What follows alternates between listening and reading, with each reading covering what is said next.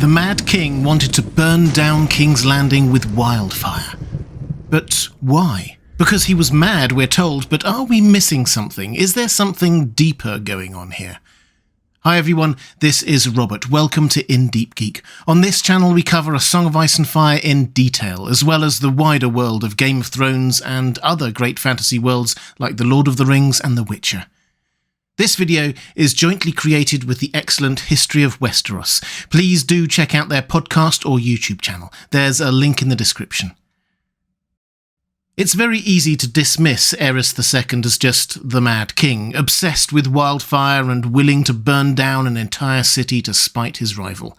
Indeed, Jaime remembers him saying, "The traitors want my city, but I'll give them naught but ashes. Let Robert be king over charred bones and cooked meat." Grisly stuff, and it certainly sounds pretty mad. But George R.R. Martin is a much more nuanced creator of characters than just saying someone is mad, so he wants to kill everyone.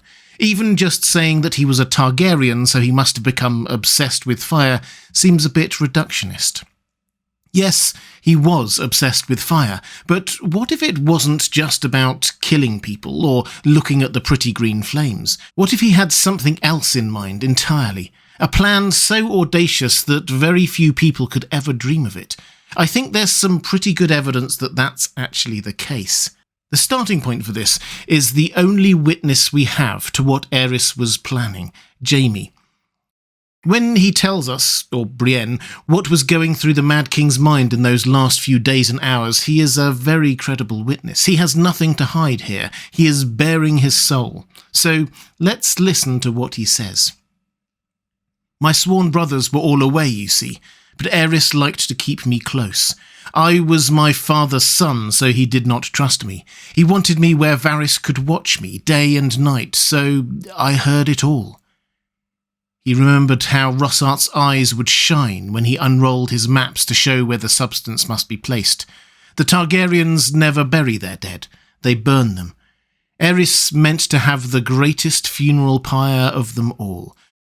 Though, if truth be told, I do not believe he truly expected to die. Like Aerion Brightfire before him, Aerys thought the fire would transform him, that he would rise again, reborn as a dragon, and turn all his enemies to ash. So Aerys was never really thinking about killing all those people. They were just collateral damage to him. What he wanted was a massive funeral pyre, flames up to the skies, and he thought it would make him be reborn as a dragon. Jaime rightly points out that Aerys was not the first Targaryen to think like this. His great-uncle Aerion Brightflame had done the same, drinking wildfire because he thought it would turn him into a dragon.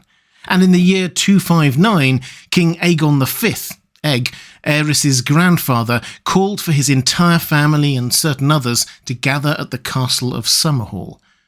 The Targaryen family had recovered from almost dying out in the Dance of the Dragons, so there were a lot of princes and princelings here. There are mysteries regarding exactly who was in attendance, but there's no doubt Aerys and Rhaella, his sister, were among them, because they were at the centre of the celebration. Aerys was only 16 or perhaps 17 at the time, but he was already married to his younger sister Rhaella, and she was already pregnant with their first child and close to delivering.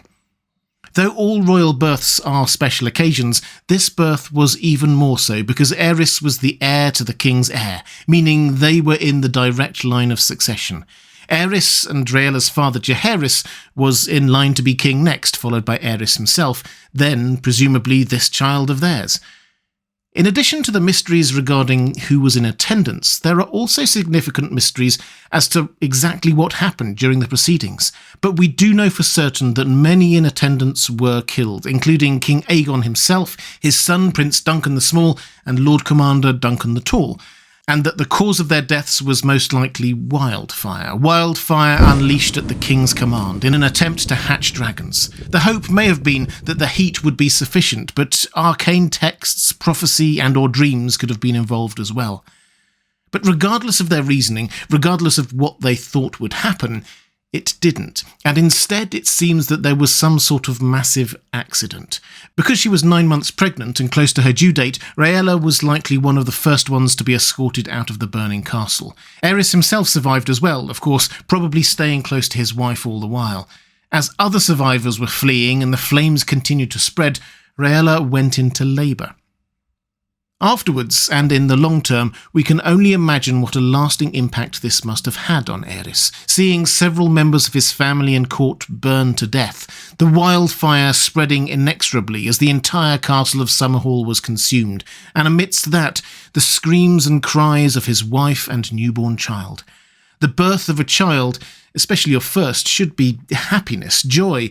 To have trauma occur at the same moment is unfathomable. Not to mention the potential supernatural implications. Amidst the smoke of the flames and the tears of the survivors, Prince Rhaegar was born. This is part of why he believed himself to be the prince that was promised, and why he frequently visited the ruins of Summerhall as an adult.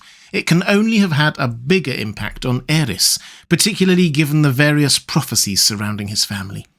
To be sure, it's unclear what Aerys himself thought of the prophecies, but it's unlikely he was ignorant of them either. While drunk, his great-uncle Aerion Brightflame drank wildfire, believing it would make him a dragon, and everyone in Westeros seems to know that story. But even Aerys wasn't quite that mad, it would seem. It does, however, highlight the common thread between them, of wildfire and the rebirth of dragons. That makes at least 3. Aerys himself, his great-uncle Aerion, and of course King Aegon V, who was responsible for Summerhall. Prior to Summerhall, Aerys' father Jaehaerys became convinced that the prince that was promised would be born to House Targaryen, because of a prophecy told by the Ghost of High Heart. He was so certain that he ordered Aerys and Rhaella to marry. Summerhall was not long after this, perhaps a year at most. As a result, Aerys' father became king, his mother became queen, and he and his sister became heirs to their respective crowns. So it also moved them one step closer to the throne, far sooner than they would have expected. The pace continued, as Jaehaerys was never a robust man and died after a short reign of less than 3 years. This placed Aerys on the throne at the relatively young age of 18. He reigned 21 years, so most of his life was spent wearing the crown. Though he is rightfully known for cruelty and madness, it wasn't so early on. He worked well with Lord Tywin, his friend and Hand of the King, and the realm had a period of relative peace, with no obvious troubles on the horizon. And notably, though we can't account for what he thought or what was in his mind as he slept, we know of no talk of wildfire. But this didn't last. Aerys seemed to suffer severe mental decline over time. He may have had dragon dreams, he may have had hereditary madness, he may have had both. Regardless, he began clashing repeatedly with Tywin, and gradually became more and more paranoid, especially after he hired Varys, and even more so because his wife suffered through an unusually high number of stillbirths. After spending time in a dungeon during the Defiance of Duskendale, his decline seemed to increase sharply. Whatever conditions were afflicting him, whatever he believed, it came to a head upon his release. His paranoid and erratic behaviour became the norm, and his interest in wildfire grew. Many executions were carried out via wildfire, and over time this began to excite him. Jaime reveals very uncomfortably that after seeing someone burned to death, Aerys would call his queen to his bed and violently abuse her while slaking his lust. But he also used wildfire for non-murderous, non-cruel purposes, ordering the pyromancers to use it en masse during a particularly cold winter. This seems like a truly terrible idea, especially for a man who saw firsthand what wildfire can do to stone. He saw Summerhall burn down in front of him, but this was the peak of his madness. Or perhaps he was already of the belief that it would trigger his rebirth into a dragon. So while we may have at first seen Aerys' connection to wildfire as a product of his insanity, he had a predilection for it already, due to both natural and supernatural factors, trauma and prophecy. He saw his family die while his son was born, and was born into a family with great interest in both prophecy and wildfire. But to truly understand the extent of the prophecies about dragons being reborn to Targaryens, we need to go back at least one more generation before Aerion and Egg.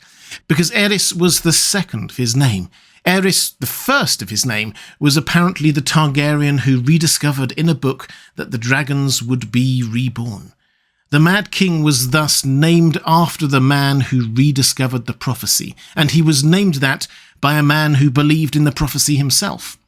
Now, of course, Aerion Brightflame, who swallowed the wildfire thinking he would be reborn as a dragon, and Aegon V, who tried to hatch dragons with wildfire, were brothers, and they had two other brothers who were both also dragon dreamers.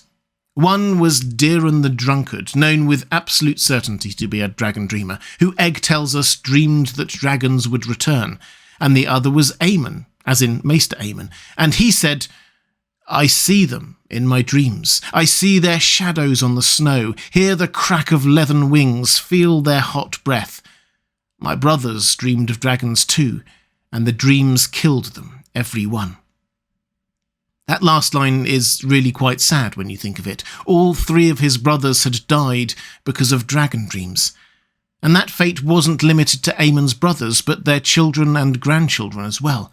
Though we dismiss insanity as the main reason for Aerys' obsession with wildfire, it could explain how he jumbled all these factors together. Dreams, perhaps, of dragons emerging from pyres, of his family's prior belief in wildfire, and all the rest of it. All three of Aerys II's great-uncles, his grandfather and his own father, were all big believers in the prophecy. His mother, grandmother, and others may have been too. We just haven't been told because they were women and not in the line of succession. That's basically his entire family, so the influence is almost overwhelming. It's almost beyond doubt that Aerys' obsession with wildfire and decision to blow up King's Landing was linked, consciously or unconsciously, with the idea that a dragon would be reborn from the ashes of a funeral pyre. So, what was the plan? Well, he dispatched his wife and second son Viserys to Dragonstone, not presumably because it was a more defendable position, but to keep them out of the blast zone. His daughter-in-law Elia and his two grandchildren stayed in King's Landing, which is more evidence perhaps that he made Viserys rather than baby Aegon his heir when Rhaegar died. And he worked with the pyromancers to place caches of wildfire around the city, to be set off at the optimal moment when the invading army was in the city. In Aerys' mind, the wildfire would go off, and he would be reborn as a dragon, and he would be able to defeat Robert Baratheon. Breaking this down to its core components, Aerys seems convinced that a massive fire, a funeral pyre, with great sacrifice would make dragons be reborn. And he seems to have got this idea from a combination of perhaps his own dragon dreams, plus prophecies discovered by his namesake years earlier and dreamed of by others. A funeral pyre, sacrifice, dragons rising from the ashes. Perhaps they were all dreaming not of themselves, but of what happened with Daenerys in the last chapter of A Game of Thrones. The Mad King's only daughter would indeed emerge from the ashes of a pyre with reborn dragons, dragons she dreamt of in dreams that compelled her to jump into the fire. But that pyre Daenerys jumped into was, while perhaps not ordinary fire, certainly not wildfire. The difference was that at that moment the timing was just right. George R. R. Martin describes it this way. The birth of Dany's dragons was unique, magical, wondrous, a miracle. In other words, Dany's predecessors, including Aerys II, probably had the formula right for hatching dragon eggs, but the formula would not work until the unique, magical, wondrous, miraculous moment it happened with Dany. They just saw that in a dream and tried to replicate it. Aegon II, the Mad King, was not trying to kill everyone in King's Landing. He was trying to bring a dragon to life. If you'd like to see more videos about the world of A Song of Ice and Fire, please click on the link on the left of your screen. Or to support this channel, the best way to do that is by clicking on the link on the right of your screen to my Patreon page. Thanks for watching. That's all for this time. I'll see you again soon.